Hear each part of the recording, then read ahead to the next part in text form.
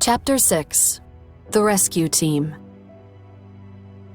Mr. Richardson went to the Elk Lodge and told Karen and Justin about their father's situation.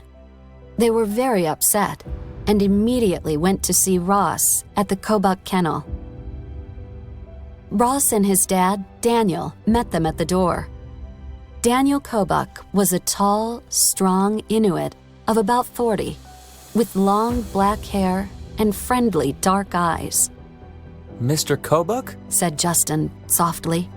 Can you really help my dad? Please, call me Dan. Of course I can help your dad.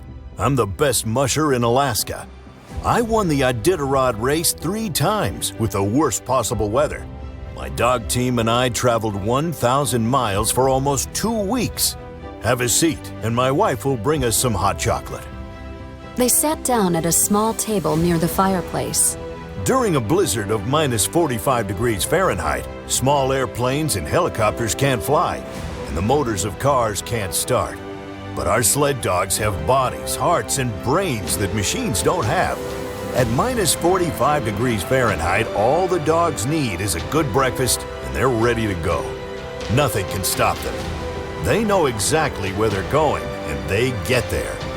It's their natural instinct, said Dan proudly. Mrs. Kobuk, a friendly woman of about 40, brought everyone a big cup of hot chocolate. Enjoy it, and don't worry. My husband and his dogs will rescue your dad. Mr. Richardson explained everything to me, said Dan. I know that area well. It's about 200 miles away, and it'll take me about 2 days to get there, and 2 days to return. A good team of dogs travels about 100 miles a day. I usually take 8 dogs, but this time I'm taking 10. I need 2 more strong dogs to pull the sled, because your dad will be an extra passenger, Dan said, smiling. 10 dogs can pull a heavier sled and go faster. How do the dogs know where to go if there's a blizzard? Asked Karen. She was confused.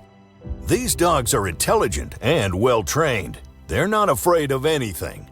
They have a great sense of direction that people don't have, explained Dan. When I say hike, that means go ahead.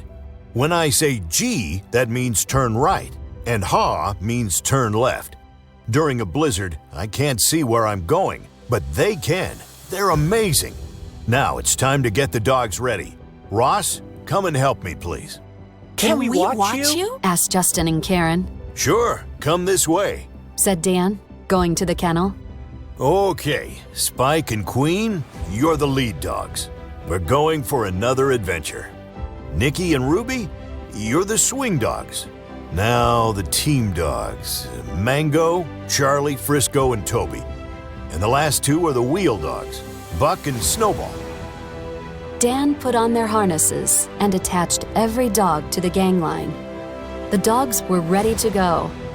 Meanwhile, Ross was outside getting the big sled ready with all the equipment his dad needed. Dan put on his musher clothes, and he was ready to go. Ross, did you pack the dog booties? Asked Dan. What are dog booties? Asked Karen. I've never heard of them. We put them on the dog's paws when there's a lot of ice because it protects their feet, said Ross. They're made of soft but strong material. The dogs were barking and excited. They were happy and ready for the new adventure. Dan hugged his wife and son and said, We'll be back in 4 days. He got on the big sled and cried, Hike! Hike! And suddenly, the dogs started running. It was beautiful to watch the 10 dogs and their musher flying away through the snow. Karen had tears in her eyes and said, Good luck, Dan! Bring back my dad soon!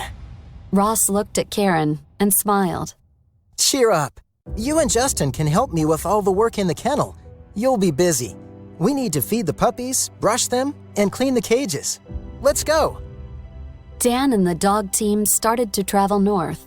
The blizzard was strong, and Dan looked at the difficult trail ahead of him. All he could see was snow and ice, and all he could feel was the freezing wind against his face. I've never seen such a blizzard, he thought. Spike and Queen were excellent leaders, and they traveled about 100 miles during the first day. That night, Dan stopped and made a fire. He fed the hungry dogs first, and then he had something to eat. Each dog made a hole in the snow and fell asleep inside the hole, with its tail covering its nose.